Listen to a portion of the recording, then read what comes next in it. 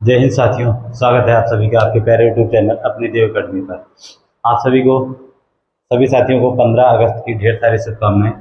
चलिए, 15 अगस्त हम आज़ादी का अमृतोत्सव मना रहे हैं, इसी के साथ हम अपनी पढ़ाई को भी कंटिन्यू करते हैं। तो चलिएगा, आपके सामने बोर्ड पर लिखा है पहला प्रश्न। एक व्यक्ति अपनी 75% धनराशि पहली बाजी में, शेष की 75% धनराशि दूसरी बाजी में और शेष की 75% राशि तीसरी बाजी में हार गया। अब वह केवल 2 रुपए लेकर घर पहुंचा, तो उसके पास प्रारंभिक राशि कितनी थी? शुरू में कितनी राशि थी? आपको इस प्रश्न को बताना है कि उसके पास कितनी राशि लेकर गया था। आपके सामने ऑप्शन है 64, 128, 36 और 512। ध्यान से देखिएगा, इसको आप अनुपात से भी लगा सकते हो और बेसिक से भी।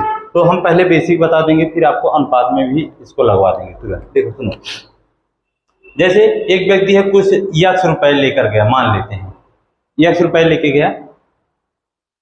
अब वो क्या कर दिया, 75% हार गया पहली बाजी में, 75% हार गया। तो बची कितनी? 25%, क्योंकि कोई भी राशि होती है 100%। तो बची की हम निकालते हैं, 25% बची और परसेंट को भिन्न में चेंज कर दिया बटे 100। फिर ये इतनी बची थी, अब इसका 75% हार गया, तो फिर जितना बचा है 25 से बटे 100।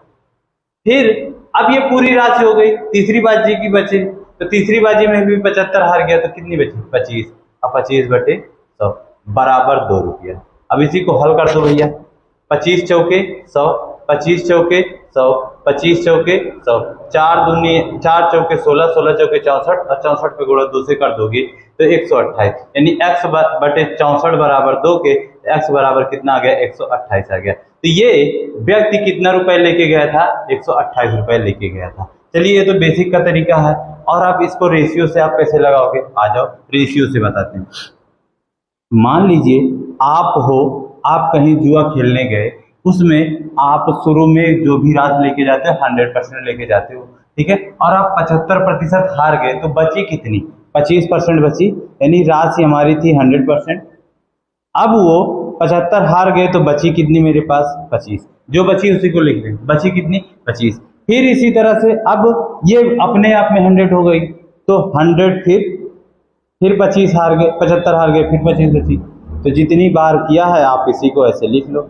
अब एक चीज बताना, आप इसको सरल करोगे, 25 चौके 100, 25 से कम 25, तो हम यहीं से 4:1 का ये बार बार न लिख के सीधे 3 बार कर देते, क्योंकि हर बार 75% ही हारा है। तो 4:1 सरल अनुपात बनता 4:1। ये पहली बाजी में बची राशि, ये ले गया था, ये बची। फिर दूसरी बाजी में 4:1, फिर ये तीसरी बाजी में 4:1, ठीक है। आ जाओ भैया, 1। देखो, इसका गुणा करो, 4 चौक 16 चौके 64 अनुपाते 1:1, 1 कम 1, 1 कम 1। और अब ये बची राशि का अनुपात है, ये कुल राशि का अनुपात है।